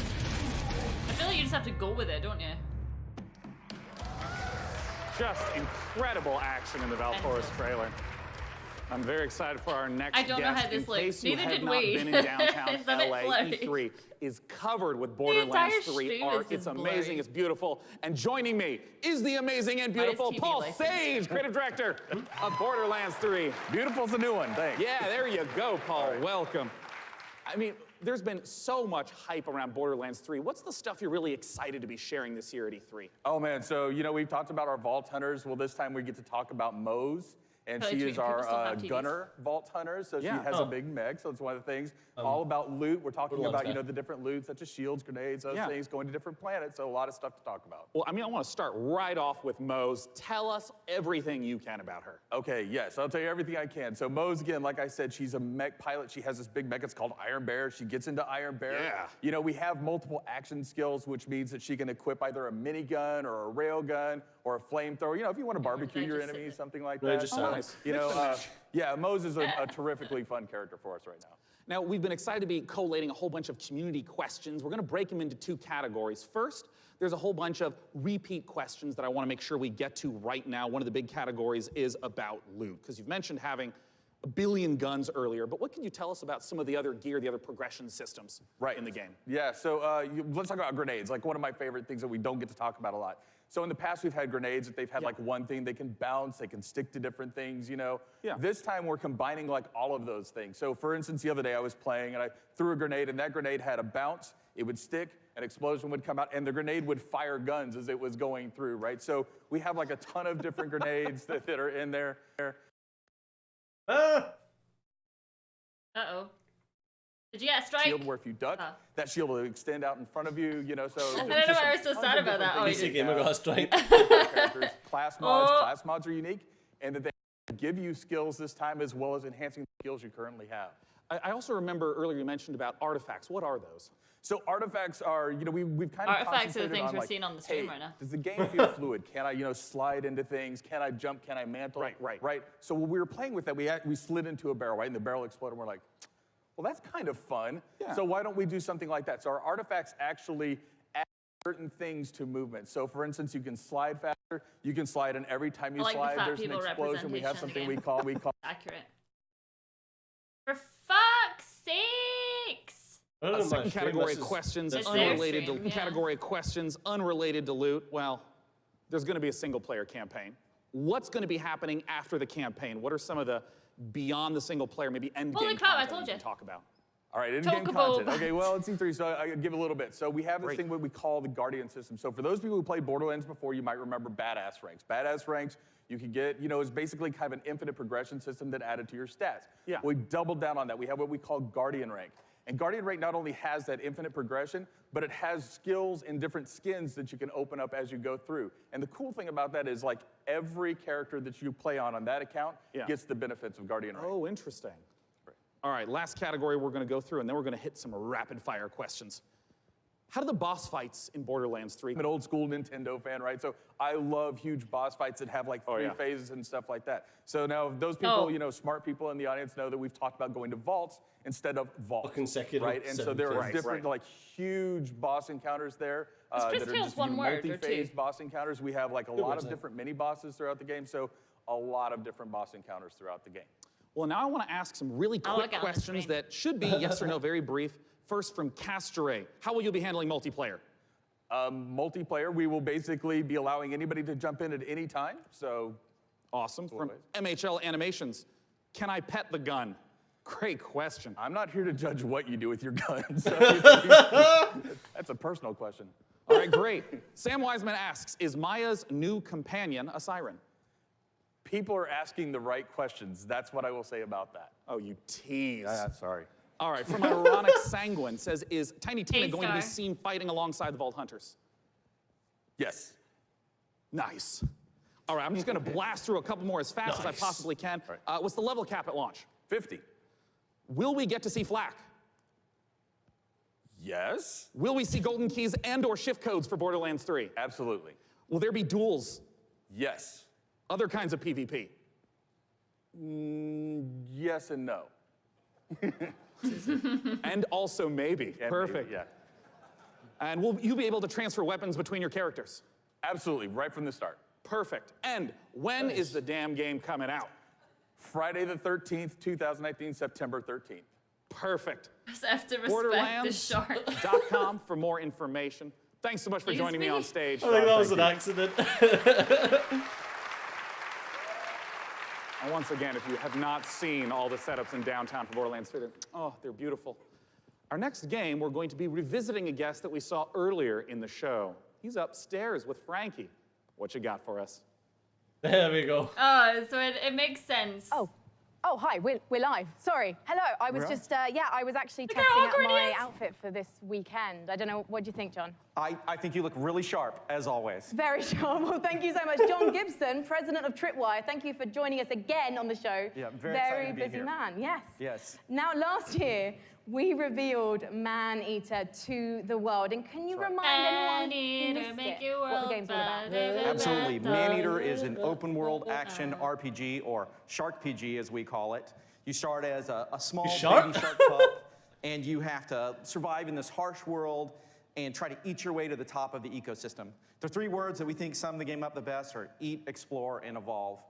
And we also have someone we'd like you to meet. Well, let's meet him then. Let's take a look at the new trailer. And you're dressed like a shark. Like it's just nothing.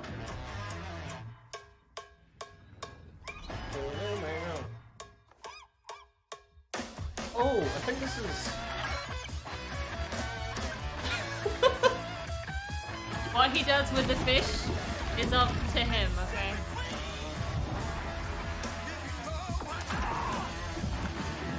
Baby shark, do-do-do-do-do.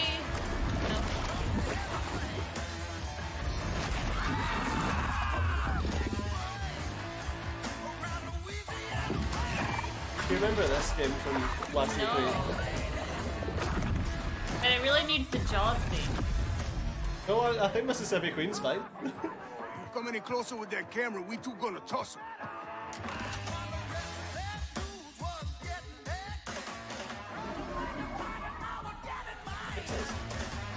Man-Eater, do you remember them? What was that shark movie that was freaking terrible? Oh, There's a Deep Blue Sea, but Deep it was Blue like Sea, the the new Weir one. song. I didn't. Why they made another one after Who the was first? that I don't know. appallingly dressed fisherman in the trailer? Because quite frankly, not even I would eat him. That was Scaly Pete. And Scaly Pete's the villain in this tale. Pete is a best fisherman in the Gulf, the best shark fisherman, or he'll tell you he's the best shark fisherman. And he disfigures our baby shark at the beginning of the game and does some really nasty things. So he's not a very nice guy. And now the story of Maneater is told through the lens of a reality show called Shark Hunters versus Maneaters. And it follows Pete and the full shark on its adventures. And you know, it's a really, it's a very exciting way to tell a story. And based on that trailer, to be honest, John, it looks like your main goal of the shark is to just bite everything. Yeah, there is an awful lot of man-eating going on in this game. That is the name of the game. And but we'd like to think of the game as a shark-tastic fun action game. It's like GTA if you were a shark. But there is more to the game than just eating. So we spend a lot of time moving through the water, breaching out, oh my god! and adding abilities to go up on the beach for an afternoon snack. Something to the shop, So get the shark mask. there's a lot of exciting things that you can do in the game. And you mentioned before it's a shark PG. How does that progression system work? So there's 3 facets to the Shark PG elements of the game. Forget There's Echo, growth, the there's dolphin. life phases, and there's evolutions. So growth comes about through eating things, nutrients, people, whatever you can find. And that's kind of like your XP in the game. You That just allows tail you to whip in the level air. up, your shark will grow a little bit, you'll get more powerful. And then at key phases that we call life phases, you'll make a big jump. So let's say you're a brooding teenage shark and you're about to become an adult. When you become an adult, you take a big leap in size, a big leap in power and capability. And then as you reach these life phases, you unlock evolutions that can be applied to parts of the shark's body. That's For ridiculous. example, you could get metallic teeth Someone that really allow you to hates shred people. boats. Or Like, a whoever powerful made this tail that game allows you has to a jump to problem incredible with authority. heights. Or you could get mutated lungs that allow you to spend a little more time on the beach getting those afternoon snacks. Just really quickly, John, everyone's wanting to know this question. When's it coming out? So we're really hard hammerheading away at this game and trying to make it the most awesome shark RPG ever. We're not ready to announce a date, but we're pretty certain you're going to see it before the next PC gaming show. Well, I hope we do, John. Otherwise, I'm going to have to start biting people. In fact, I'm quite hungry at the moment, so I think actually I'm going to find an audience member because you guys look tasty. So I'll see you in a minute. Thank you, John. Thank you. His face, he's like, don't leave me here, please. So we're not getting a super exploding zoo. Get them on These guys keep wanting to give me a chair all the time. Ewan. But because they look just the same as all the other ones, I was like, nah, I like my chair. I like that. I said to them if they could make me a custom one, I'd have it. But racing chairs are never that cozy. You know, one of the absolute best parts about being sponsored by iWin for the PC Gaming Show is that I get to sit for this next segment and talk to you about Terraria. Terraria is one of the best-selling PC games of all time, selling almost 30 million Because we were watching that copies. show Part of about the reason Tourette's. why it's maintained such popularity is the fact that the developers Relogic continue to add content, going from 250 items at release to now over 4,000. Let's take a look at their penultimate expansion coming up, I can't believe that Terraria Terraria is still a Journey's thing. End.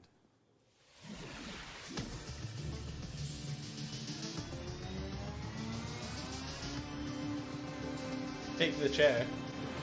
The problem is you don't understand just how much junk we get sent. I already have a GT Omega that I was sent that just sits and doesn't get used. So I don't need another one. Well, we had 2 and 1 ended up. Like, I just bought a typical gaming chair. Not even a gaming chair, just like a basic Executive office. chair, Yeah. It's so comfy. Like, if I got it, I would then have to give it away, which would be an absolute hassle. So they can just send it to someone else.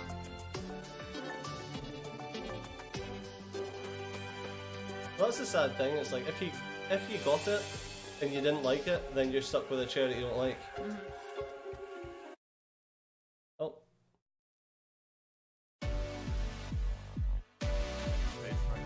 Yeah, that wasn't us. That was I was them. gonna say, someone's getting fired! The next title that we're going to be looking at is a game that is the spiritual fucking up tonight, successor aren't to Her Story. Oh, wow, really? It's Shit, called Telling Lies by Annapurna Interactive, and joining me to talk about it is game director Sam Barlow and actor-producer Logan Marshall Green. Welcome, gentlemen. Thank you. Nice to be here. Yeah. My main man. Now, if you haven't played Her Story, you totally should. It's fantastic. I want to note, it is a game where you watch live interactive video in order to uncover what happened with a murder. What is it that's going on in Telling Lies? What's the premise? So, like Her Story, Telling Lies is a game in which you watch video footage to piece together a story.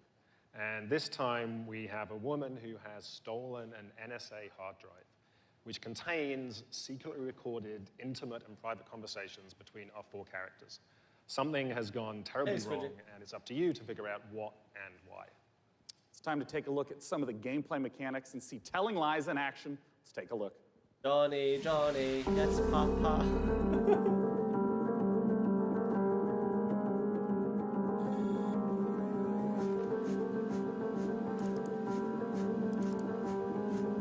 I'm sorry, but see when someone actually moves their mouse, it doesn't go straight like that.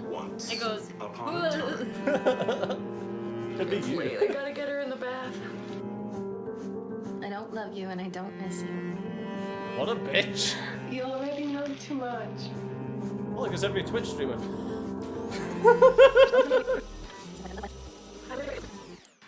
You know too I gotta much. Get her in the bath. Alright, love you. Love me too. Wait, love you. Love.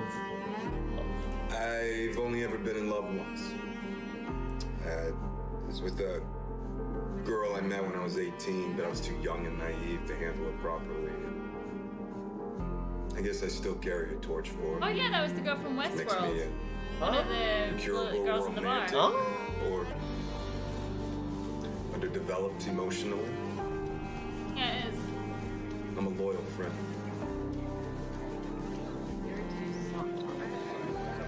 A man died in my house at work today.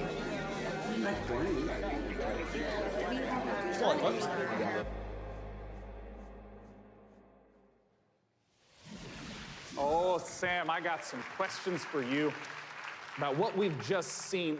Talk to me about the mechanics. I saw, subtitles up, highlighting, and it was loading more video footage. What's going on? So what we do in Telling Lies is we take all of the exploration you would have in a normal video game. So all that walking around in a 3D world. Yeah. And we apply that directly to the story, to the footage itself. So you're going to be scrubbing around in these clips, paying close attention, and you're going to be picking up on the subtext, listening to names, people, places. And with that information, you're going to use that to find more clips, dig into those, and over time kind of build up this picture of the story. And it's truly like an open world video game. Well, a lot of times with open world video games, they talk about, the square kilometerage or miles in America. What's the sort of scope that we're talking about? Like, how many hours of footage is there? So we got like over 10 hours of footage here. Wow, so really? It's a story that encompasses like 2 years. What I wanted to do with this one was, like I say, really embrace this idea of it being an open world game. You're free to explore and follow your curiosity. Just lose yourself in this story. I do this anyway. I just go through all people's Twitter. characters. It's this huge, messy, colorful story that we're trying to tell. Where the I'm fuck curious, are you Logan, going? as a performer in this kind of game, what is it like to actually try to have all the layers in there for each performance, Okay. also not knowing when a player is going to be seeing the specific footage you're performing? Well, it's definitely a non-linear open world game, but our approach and Sam's approach was not unlike a movie or a TV show, and we had to understand it A to B. And so, for the most part, that's how we shot it. Obviously, when you're shooting a movie or a TV show, and in this case, a game, you're going to be shooting out of order. But we actually stayed pretty linear in how we approached the story. We went after did it my tweet like end up down all there? the other times we're actors. We just went after intention and what do we want, and we tried to make it as deep. It's got a lot of scope. Yeah. But we wanted to make it as deep as possible, and Sam is one of the best movie or TV directors I've worked with, so it was very similar. Nice. Yeah, look at you two.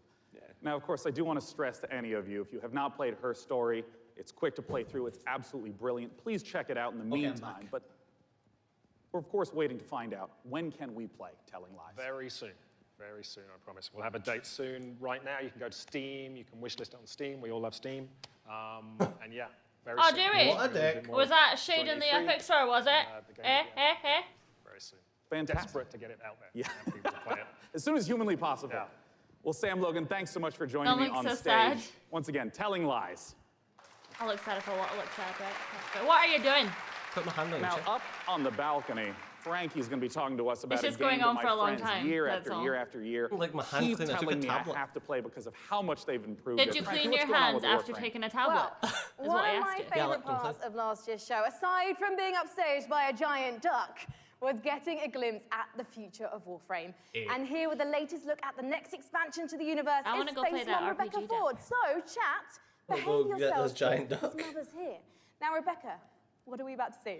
We're going to take a look at an amazing trailer that our team has put together. A lot of our players have been waiting a year for a look at what we've been calling Railjack, so it's about time to, see what we've been doing. Yeah, let's take a look. Her eyeliner nearly touches her eyebrow.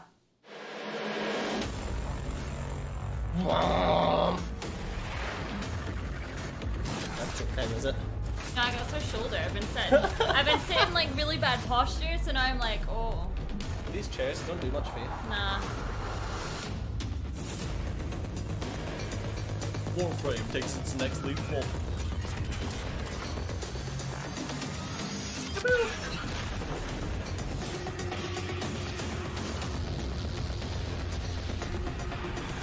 I never got into Warframe. I never played Warframe. Oh, good day.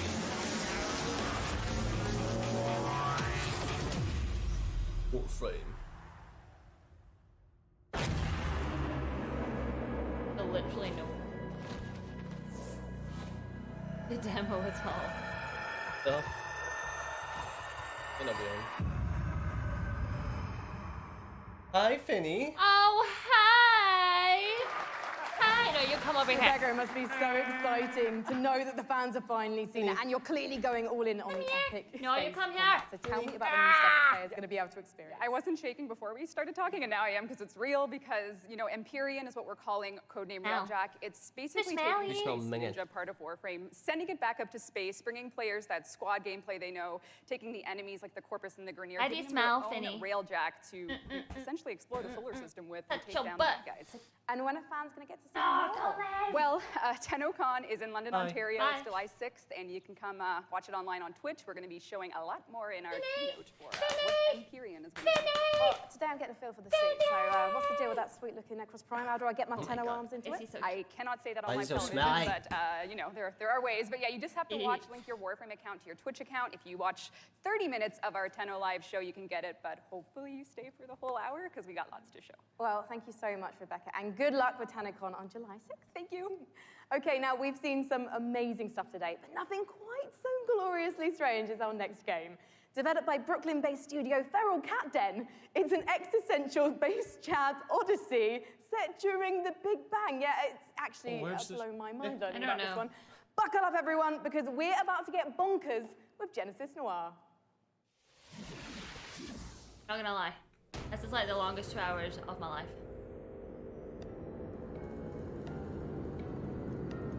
Like, Acupuncture. Eat your fucking jelly beans. no, I don't want any more sugar. I don't need any more sugar. Okay. Okay. He forces me to be here. Wow, fuck it off.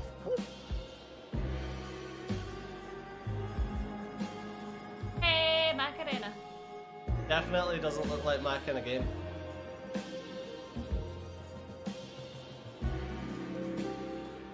You're giving him the finger. Do the finger. That one.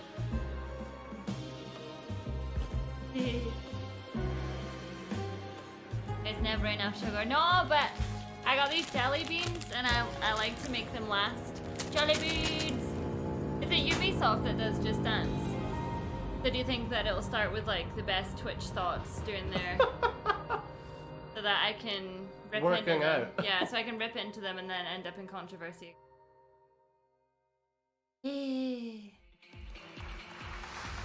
Genesis Noir, just beautiful, stylish art.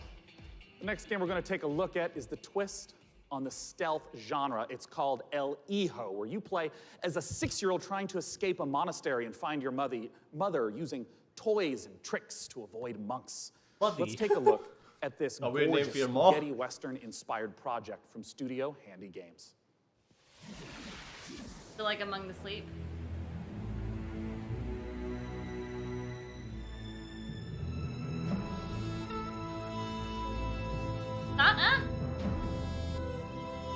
I don't know why they call it spaghetti westerns. Never see any fucking spaghetti. Or westerns. You took Santa away.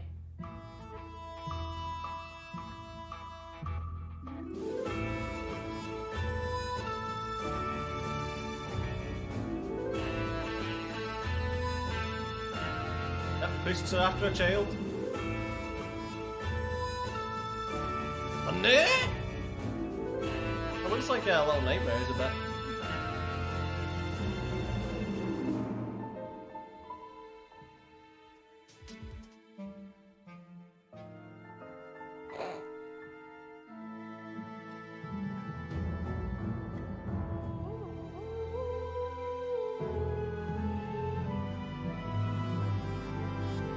Wait, that was his mom? It looked like his sister.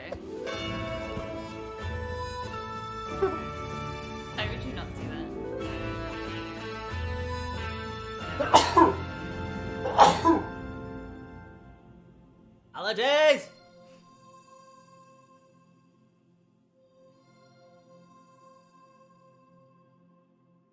El Hijo. Hijo. El Hijo, once again, is the title of the trailer we just saw. Hijo. For our final guest tonight, please join me in welcoming from Larian Studios, Shut your CEO mouth. Sven Vinke, Seriously. and from Dungeons and Dragons at Wizards of the Coast, the creative director of Dungeons and Dragons, Mike Merles, to talk about Baldur's Gate. Baldur's Gate 3. Baldur's Gate, the guy on the right that loves everything. Now, this was only just recently announced. How did this partnership come about? We went to see Wizards of the forgot about Coast Twin at the Matter. end We of played that, Divinity remember? Original Sin Or you 1. did. Yeah. That was back in 2014. And I tried to convince them back then that they should give us the Baldur's Gate 3 license. El Steel. But we had a long chat about. Heard this fucking story about 3 times already, and let's say then 3. we kept on bumping into each other. And then suddenly in 2016, I get a phone call from Nathan Stewart, who's the big boss of Mike and the head of Dungeons and Dragons. He said, you need to come to Seattle right away. We're going to have dinner in a very shady restaurant. And he had this big stack of paper with him. And on it was Baldur's Gate 3. And in it was pretty much everything that we talked about. And he says, I'm going to present this to my board. Do you still want to do it? I said, yeah, of course I still want to do it. And then a couple of weeks later, we started negotiating. And here we are. I mean, what does the Baldur's Gate franchise mean to you, Mike? Oh, to me, it's the crown jewel of D&D computer games, right? I mean, for me personally, Baldur's Gate, the original one, was finally I had the chance to actually play a D&D campaign rather than having to run them for all my friends. So it means so much to us. Baldur's Gate, it's such fantastic storytelling, and it's so exciting first to see it play come Baldur's to Gate not with me. only a new generation of gamers, but for the gamers who remember the 20 years it's been since the original, the first 2 in the This one series. never went there. So it's incredibly exciting. And for us, it really is. It's such an important part of the D&D mythos as a whole. And we got a chance to see the trailer. Talk to me about some of the story elements, the world elements. What are things we're going to see in Baldur's Gate 3? Well, we're only talking about what's in the trailer right now, but obviously you're going to go to the city, because we start with the city. You start outside of the city, actually. There's going to be mind flayers. They're very nasty. You are seeing in the trailer the process of ceremorphosis, as we call it. It's accelerated, so that's not normal. Yeah. So we're not getting and you're going to see any all the new iconic stuff in creatures, this. iconic characters, iconic places, and that's as far as we go. I'm curious about some of the gameplay elements because obviously, there's just been a big resurgence of Dungeons and Dragons, tons of broadcasts on Twitch. I mean, how do you translate some of the insane things that players want to do into, what has to be a structured computer game? So we started with the player handbook, which is basically the basic rule set of Dungeons and Dragons. Which player handbook? Which edition? 5th edition. 5th edition. Yeah. And so we ported as much as we could to the video game. We looked at what works really well. We looked at the things that didn't work that well because it is a video game and this was made for tabletop gaming. And so we started modifying those things, and then we had to add things on top of it. It would be nice to see gameplay, if but I you don't play think we're getting tabletop, any. you have a game master, and you say, well, I want to do this. Yeah. And then the I game want to master start a fight with a pigeon, and he's like, okay, roll for sure. dexterity. Exactly, that's it. So we had to add systems to make that possible within the game. But we've gone very, very far. Yeah, Right, and if I give me an can't pick up a example of, chicken and a hit someone crazy with move that it, a player might do then you fucked that up. you could actually play out in the game. Well, I could, let's say that we get into a fight because you ask a nasty question, I don't want to answer it. And I take the chair over there, I put it on fire, smash it on your head. Well, just as an example. It's just an example, it's fine, we're just talking, These are things that we have to put systems into the game for to do it, which are not necessarily going to be described inside of the book. Interesting. And I mean, like, Mike, in terms of your role, speaking to Larian Studios, you have tons of data of all the sorts of things that players do. What's the sort of information that you provide in assistance? Well, really what it comes down to is providing the story support. We think of Dungeons & Dragons, the universe of D&D. It's like a toy box. If you're new to the channel, dungeon join Watch masters and Spider-Man. players to go into and build their own stories. So working with Larry and working with Sven, a lot of it was just opening up that toy box and sharing it. And giving that kind of guidance, like I remember one of our first meetings, we just laid out a map of Baldur's Gate and the Sword Coast and asking a lot of questions like, what kind of story do we want to tell? Where do we want to go? What are the cool locations we've always wanted to put into a game like this? And then in terms of the system support, what does it mean in terms of the story for each character, for each character race, each character class? So that if you have your favorite class and it's in the game, you really feel like you're taking on that role that you love so much from the tabletop. It's really coming to life in an authentic way in Baldur's Gate 3. And we're going to talk in a moment about Baldur's Gate 3 release dates and whatnot, but we have a second game that we want to talk about on a new technology known as pencil and paper. I understand that there is a tabletop prequel coming. Yeah, there's a new tabletop. Exactly. So in Baldur's Gate, we think there's one saga, all the different games coming together to tell one grand story of this city. So on September 17th, we're releasing our next tabletop campaign, Baldur's Gate: Descent into Avernus, and it is the next chapter in the Baldur's Gate saga, and it's a prequel to Baldur's Gate 3. So if you haven't played a Baldur's Gate game since Baldur's Gate 1 or 2, this is your chance to check out on the history. It's been about 100 years since the events of Baldur's Gate 2. Yeah. So this will give you a chance to check in on the city, to see what's going on, its current state, who the movers and shakers are. We also feature a complete levels 1 to 13 campaign that takes you from the mean streets of Baldur's Gate to the depths of hell itself. And sort of pose to the players a question: do you want to redeem Baldur's Gate or send it to damnation? So we're putting that right in players' hands to make that choice. Well, I have to ask Sven, it's a question on a lot of people's minds. What can you talk to us about expected release timeframes? So people have been waiting for it for a long time. Yeah. They're going to have to wait a little bit more when it's ready. This is the game that we want to play, so we want to make sure it's really, really good. And then when that's the case, then we'll release it. Well, I know I think a lot it's of going to people be a have been while. waiting a long time. Because we've not And I seen think I any speak for a gameplay. lot of people here when I say, take your time. If the Divinity original Sin games are any indication of the quality, it's going to be fantastic and worth the wait. Gentlemen, thanks so much for joining me on stage. Thank you very much. Thank you. Ben and Mike talking about Baldur's Gate 3. Goodbye. Goodbye, guys.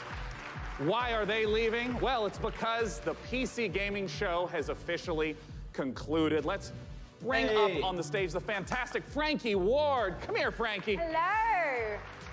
Well, thank you so much, Sean. Hasn't this audience been absolutely fantastic today? Guys, thank you so much for coming out to the 5th annual PC Gaming Show. We want to give an enormous thanks to all of you who tuned in live. We want to, of course, thank all of you who personally showed up Like this PC morning. gaming, and of but they course, need to the be sponsors who quicker helped with make it, this man. possible. They need to be like Epic Game Store, iWin, hitting Frontier, that. Funcom, Paradox, Interactive, Hovercast, Perfect World, always Rebellion, takes so Tripwire, long to, like, and get through each Samsung. one. As you know, PC gaming is a platform. It's not a publisher or developer, so these sponsors are essential for letting us put on this show every year. Thank you so much. And I gotta ask, Frank, any titles you're excited about? Well, I do love a baby elephant, so definitely Planet Zoo, and slightly more awkwardly, then I also want to eat things, maybe elephants included, so man-eater, of course. I'm personally looking forward to Songs of Conquest, and as you heard, there's games coming out all across All right, 2019. wonderful. Okay, perfect. Well, unfortunately, guys, that is the end of the stream. So I am going to end the stream right now. We'll be back again for Ubisoft. Hopefully that'll be a bit quicker, a bit better. But if you're not subscribed, remember to hit subscribe. If you want to see when the Ubisoft conference is, go onto the channel. The stream's all set up. You can hit to set a reminder and be here for when it goes live. But as always, I've been Steejo. She's invisible. And I'll see you next time. Bye-bye.